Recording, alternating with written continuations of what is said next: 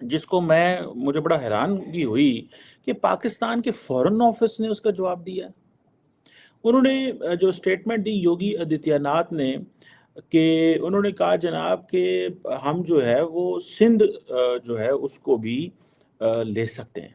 India ma'am हमसे पहले भी जेलस होता था, अभी जेलस हो रहा है। ठीक हो ऐसा गया। क्या है हमारे पास जो इंडिया हमसे जेलस हो रहा है? इंडिया को ये डर है, उनके पास एटमी ताकत है, हमारे पास नहीं है। ठीक इंडिया हो के गया। पास एटमी ताकत नहीं है, कुछ भी नहीं है इंडिया के पास। तरीके से उनको एक कन्फाइंड जेल में रखा गया है, उनके हर किस्म के जुल्म, और फिर मस्जिद अक्सा में जो कुछ होता है जो कि कोई मुसलमान उसको एक्सेप्ट नहीं कर सकता।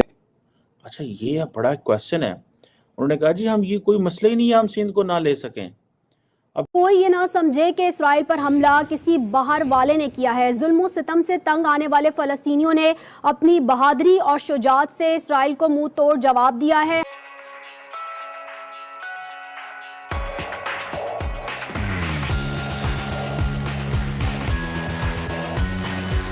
सिंध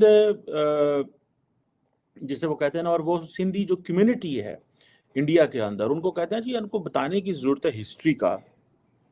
और वो कहते हैं जी उनको बताना है कि वो कितना उनकी जो सेट जैसे कहते हैं ना कि हिस्ट्री कितनी पुरानी है। और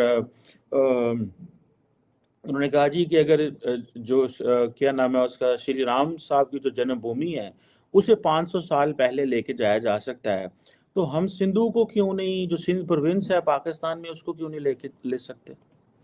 that is something very offensive statement.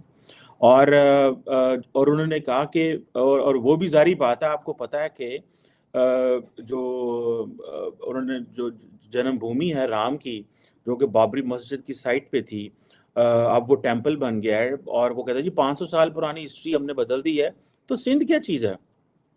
और वो कह रहे हैं 500 साल बाद वहाँ पे लॉर्ड राम का जो मंदिर है वो अयोध्या में बन रहा है।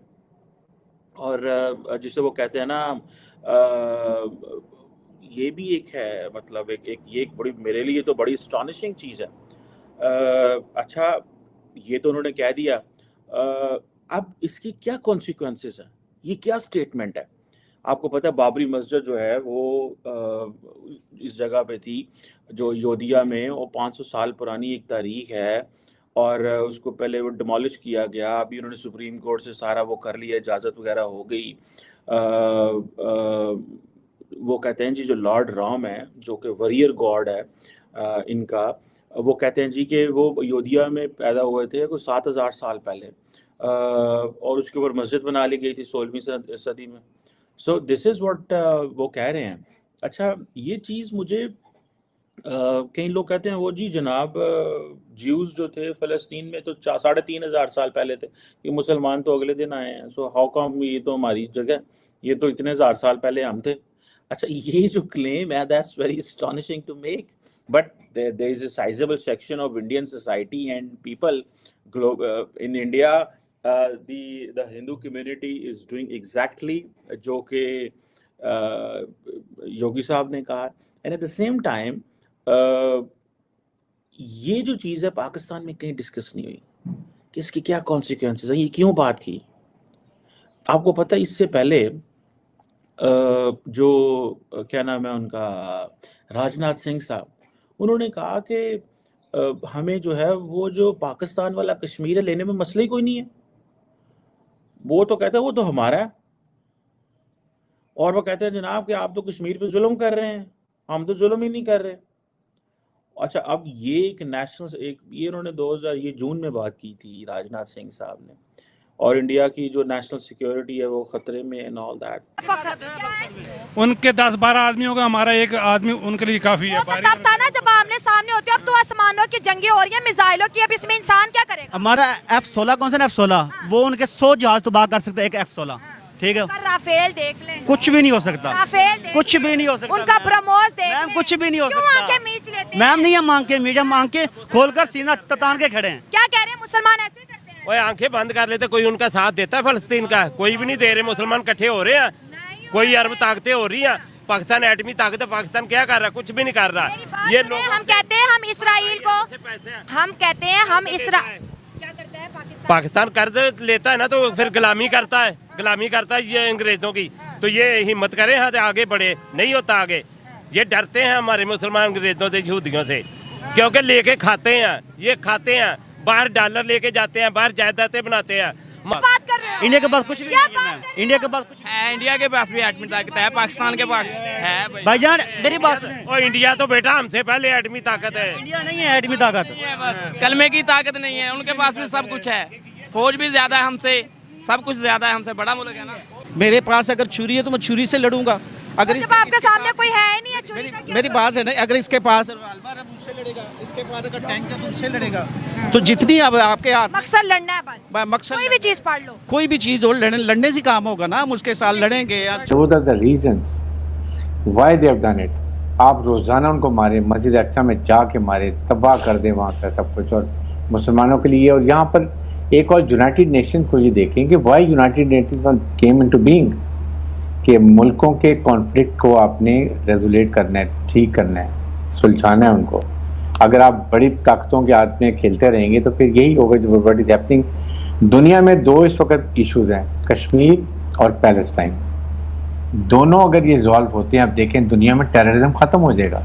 क्योंकि जब मजलूम के पास कोई और चीज़ नहीं है तो वो कोई ना कोई तरीका ऐसा अनकन्वेंशनल इस्तेमाल करेगा जिससे वो पावरफुल को आप देर कर सके, और ये उन्होंने करके दिखा दी है। They have proved, I think heads of the way they had planned everything, और जिस तरीके से नुकसान किए, Israel could have never imagine. Radley said कि मोसाद का तो मुंह पे बड़ा थप्पड़ मारा है उन्होंने, सीआईए और मोसाद दोनों। आई थिंक इसके बाद क्या रह गया, इतनी बड़ी जो आप नारेबाजी करते हैं और जो करते हैं। दे हैव प्रूव्ड कि एक जब कोई मजलूम खड़ा होता है तो उसको कंट्रोल करना मुश्किल होता है। और उसके साथ इस वक्त एक और उन्होंने बता दिया कि now there is only one way that this needs to state story, जो एक चल रही है कि ये तो किंग फहद का सॉल्यूशन था ना, किंग फहद बिन अब्दुल अजीज था, और अभी भी चल रहा था। फिर ट्रम्प ने आके अपनी मर्जी कर ली, कुछ इस्लामिक स्टेट्स को मिला लिया साथ। बट अल्टीमेटली इनको रिजॉल्व करना, रिजॉल्व क्यों नहीं करते हैं? क्योंकि अगर रिजॉल्व हो जाएंगे तो फिर दुनिया में इनके वेपन एमुनिशन जो इतने बड़े बड़े फैक्ट्री वो कहाँ जाएंगी? So they have to find a way out to find a good market for their weapon. एक तो ये, चाहे आप यूक्रेन को देख लें, कभी इधर अफगानिस्तान में आ जाते हैं, इराक पे जाते हैं, लिबिया में जाते हैं, सीरिया में जाते हैं, और उसके बाद कभी पाकिस्तान इंडिया की तरफ, चाइना की तरफ, इंडिया की तरफ शुरू हो जाते हैं। तो ये चीज़ें हमने देखनी है कि अब इसका एंड क्या है।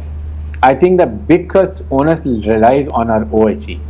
उनकी statement is positive, but I feel that is more proactive, and they immediately go to the United Nations first for ceasefire and then ask for passing of resolution. अरे साहब, ये नहीं होगा। मैं आपको आर्ग्यू कर रहा हूं, आप प्लीज मेरी पॉइंट सुन लें, क्योंकि इस वक्त हमास ने उनके बहुत बड़े एरिया के ऊपर कब्जा किया हुआ है। बकौल हमास के ये हमारा एरिया था, या फलस्तीन का एरिया था, बकौल इजराइल के वो उनका एरिया था। अब उन्होंने कब्जा किया हुआ है। यहाँ पे अगर सीज फायर होता है तो इजराइल तो वो सारी जमीन लूज कर गया, वो तो लूज कर गया, उसकी तो मौत हो गई। वो इस पोजीशन पे सीज फायर यूनाइटेड नेशंस नहीं होने देगा, जो क्लियरली इजराइल की साइड ले रहा।